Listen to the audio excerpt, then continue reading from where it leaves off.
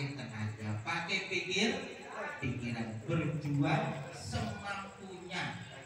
Kalau cuma bisanya gelarin karpet, gelarin kan, yang bisa membikinin kopi, membikinin kopi, yang bisa datang ngaji, datang ngaji. Jangan minta jadi ketua semua, apalagi minta pegang mic semua, nggak mungkin. Kalau di sini ada yang pegang mic, tentu ada yang nggak pegang. Berjuang semampunya, jangan berjuang semaunya, apalagi berjuang seenaknya. Kalau suaranya enak silahkan ada, kalau suaranya nggak enak jangan ada. Kalau pinter ngaji silahkan jadi ustaz, kalau nggak pinter ngaji jangan ngotot-ngotot jadi ustaz. Berjuang itu sesuai dengan kemampuannya, jangan kemampuannya. Insya Allah kalau kita berjuang sesuai dengan kemampuannya, insya Allah urusan mulia dan enggaknya itu urusan Allah Subhanahu wa ta'ala. Amin, Allahumma amin ya rabbal alamin. Bapak-bapak, ibu-ibu yang dirahmati oleh Allah Subhanahu wa ta'ala, para rekan-rekan Rijalul Ansor, Fatayat, Ibu, IBB, NU, Mbak-mbak semua yang hadir di tempat ini, kita jangan berkecil hati. Kita berjuang bareng-bareng. Karena NU, Masya Allah, organisasi yang Mbah Hasim sendiri bersumpah, Mbah Hasim sendiri berfatwa, siapa yang ikut nguri-nguri, ikut berkecimpung, ikut di dalam organisasi Nahdlatul Ulama, maka Mbah Hasim Asy'ari akan mengaku kita semua menjadi murid daripada Mbah Hasim Asy'ari. Amin, Allahumma amin ya rabbal alamin. Kita cuma duduk di sini akan diakui oleh Mbah Hasim Asy'ari sebagai muridnya. Oleh karenanya modernisasi NU yang pertama adalah ilmu yang bersanad. Ilmu yang bersanad, sanadnya sampai ke Mbah Hasim. Kalau ngomongin kiai NU, Masya Allah, sanadnya luar biasa. Sanadnya sampai kepada Nabi Muhammad Sallallahu Alaihi Wasallam. Dan yang kedua adalah mempunyai akhlakul karimah. Kita kedepankan etika dan akhlakul karimah. Dan yang ketiga, para ulama-ulama NU itu santai, ngajinya santai dan seneng guyon. Makanya kalau kita melihat kiai sepuh NU itu paling seneng pada guyon, ngajinya santai, nggak ada yang stres, nggak ada yang serius, santai sersan, santai tapi serius. Oleh karenanya kalau kita melihat kiai sepuh kayak almarhum Mbah Hasim Asy'ari, kiai saya sendiri, Mbah Abdurrahman Budori, terus Gus Dur, itu senangnya guyon, tapi guyon yang mendidik. Itu menandakan apa? Kita menjadi akto, menjadi warga Jamiah Nahdlatul Ulama itu harus santai, senang dan bahagia. Ngaji senang, tahlilan senang, terus nuju bulan senang, nikah senang, istrinya hamil senang. Makanya di situ ada selamatan, ya. Selamatan, yang ngerti selamatan itu cuma orang NU. Kalau bukan NU nggak ngerti selamatan. Cerita sedikit, saya dulu PKL di daerah Wonogiri ya.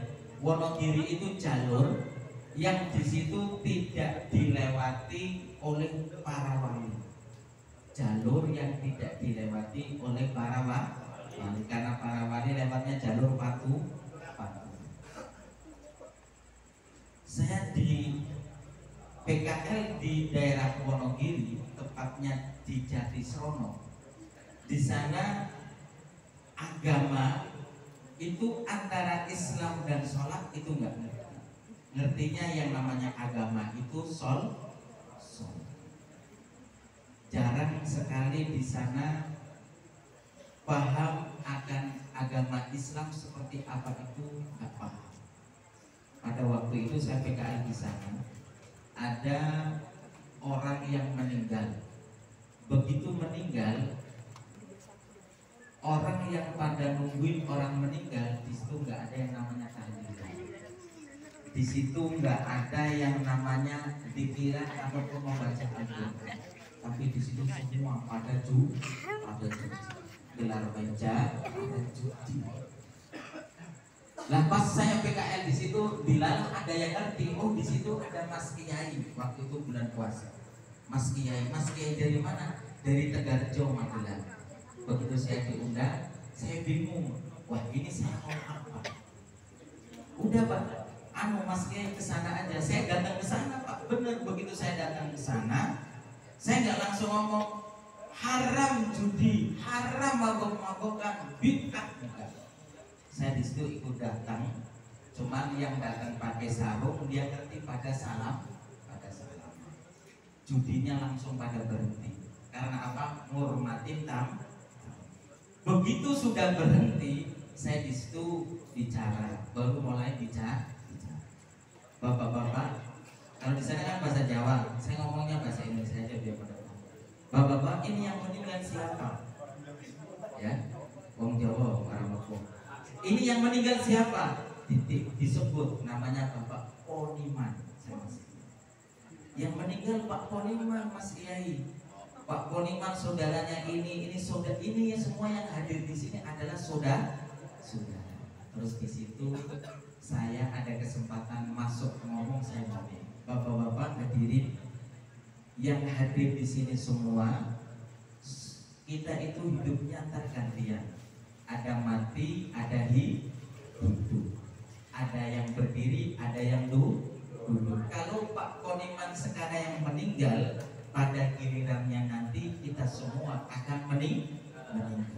Dan orang yang sudah meninggal itu makannya beda. Kalau kita masih hidup, apa saja dimakan, sate dimakan, tempe dimakan, semua dimakan. Tapi kalau orang yang sudah meninggal, yang dibutuhkan apa bapak-bapak semua yang ada di sini? Pada diam semua. Yang dibutuhkan adalah doa. Oleh karenanya bapak-bapak, ayo semua kita mendoakan bareng-bareng Bapak Poniman. Mau apa tidak? Mau Pak Ustaz, mau Pak. Akhirnya apa? Saya cuma ngomong ya udah.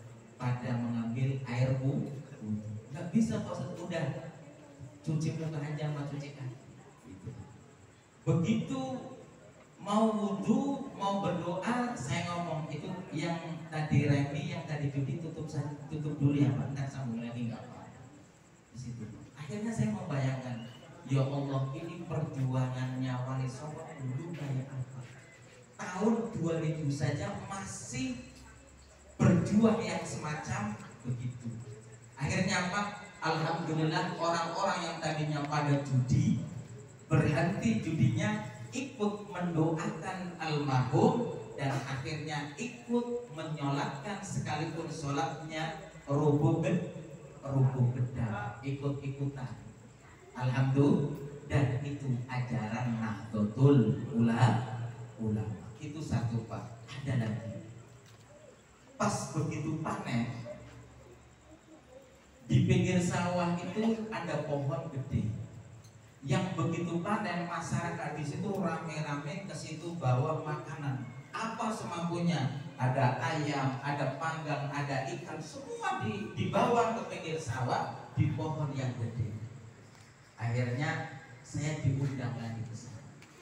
Begitu diundang ke sana, aduh gimana nih caranya? Kebetulan apa Pak? Kebetulan mau hujan. Terus saya ngomong, bapak-bapak yang dirahmati oleh Allah Subhanahu wa Ta'ala, ini kalau di sini Pak hujan, ini makanannya bapak yang masak, ibu yang masak, saya nggak karuan. Nah terus gimana Pak Ustaz? Kita bawa ke rumah yang terdekat, kita berdoa bareng-bareng, terus makanannya dimakan bareng-bareng. Apa yang terjadi Pak? Alhamdulillah dan sejak itu akhirnya ada istilah yang namanya dibarengi dengan nyadar doa bersama. Bayangkan kalau seumpamanya saya datang di tempat itu terus saya ngomong bid'ah, haram, syirik seumpamanya, mungkin saya diusir dari situ, bahkan mungkin bisa dibisnis. Itu. Makanya salah satu perjuangan kiai-kiai kita yaitu Nahdlatul Ulama, perjuangannya luar biasa, tidak pernah menerjang yang namanya budaya selagi budaya tersebut tidak melanggar ilmu syariat. Amin Allahumma. Oleh karenanya berbahagialah, berbanggalah kita yang insya Allah kita semua yang hadir di sini sebagai warga Jam'iyah Nahdlatul Ulama yang insya Allah kita semua akan diaku oleh santrinya, murid daripada Mbah Hasyim Asy'ari. Amin Allahumma amin ya rabbal alamin. Mungkin itu saja dari saya, kurang lebihnya mohon maaf yang sebesar-besarnya. Pesan saya, ayo kita memberikan uswah kepada lingkungan kita, memberikan contoh suri toladan.